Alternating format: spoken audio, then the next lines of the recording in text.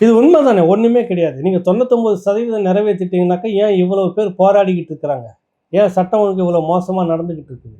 இதெல்லாம் இன்னைக்கு விஜய் வந்து போட்டு கிழிச்சு விட்டது உண்மையிலே பெரிய விஷயம். இதை போல இதுக்கு முன்னாடி சீமான் இந்த மாதிரி காட்டுன்னு காட்டியிருந்தாரு. ஆனா அதை விட ஒரு பெரும் பங்கோட மேடையை வச்சு போட்டு பேசி இருந்திருக்கிறது இன்னைக்கு விஜயினுடைய அந்த பேச்சு உண்மையிலேயே வரவேற்கக்கூடியது. இந்த திமுகவுக்கு சரியான ஒரு விமர்சனமாக இருக்கிறது.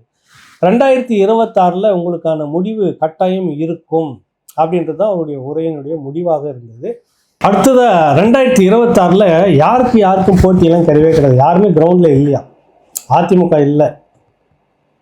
2 பேருக்கு தான் போட்டி. ஒன்று டிவிக்கே, ஒன்று வந்து திமுக.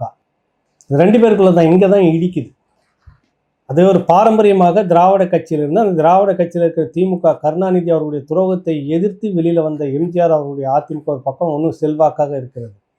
போகிற போக்கில் அதிமுக எம்ஜிஆர் அவர்கள் எப்படிப்பட்ட ஒரு உழைச்சி எந்த அளவுக்கு கொண்டு வந்திருந்தார் அதிமுக இன்று அந்த இடத்துல இருக்கிறவங்க யார் தெரியுமா உங்களுக்கு?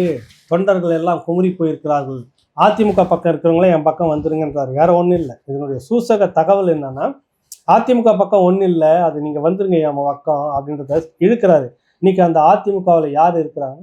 அதிமுக எம்ஜிஆர் இல்லை, அது பிற்பாடு வந்து செல்வி ஜெயலலிதா அவர்கள் இல்லை. அவர்களுக்கு தொண்டராக இருந்து உயர்ந்து வந்து ஒரு சாமானியன் இன்னைக்கு வந்து தலைவர் பதவியில் இருக்கிறாங்க.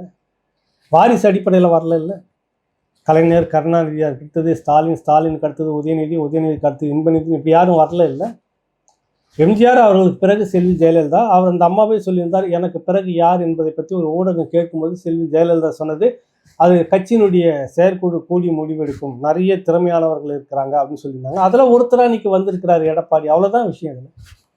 தொண்டனாக இருந்தவன் அந்த கட்சிக்கு தலைமை பதவியில் வந்துட்டு எவ்வளோ பெரிய நியாயமான ஒரு ஜனநாயக ரீதியான கட்சி. அதை அவர் புரிஞ்சிக்காமல் வந்து போகிற போக்கில் வந்துட்டு இன்னைக்கு யார் இருக்காங்க தெரியுமா, கட்சியில் எல்லாம் வந்து குமுறிக்கிட்டு இருக்கிறாங்க, கவலையோடு இருக்கிறார்கள் அப்படின்னு அந்த தொண்டர்கள் எங்கள் பக்கம் வந்துருங்கன்னு இங்கே ஒரு பாயிண்ட் இது பேசுகிறாரு. ஆனால் இந்த 2 வார்த்தை தான் பேசுகிறாரு. மீதி எல்லாமே திமுக பக்கம் போயிட்டாரு.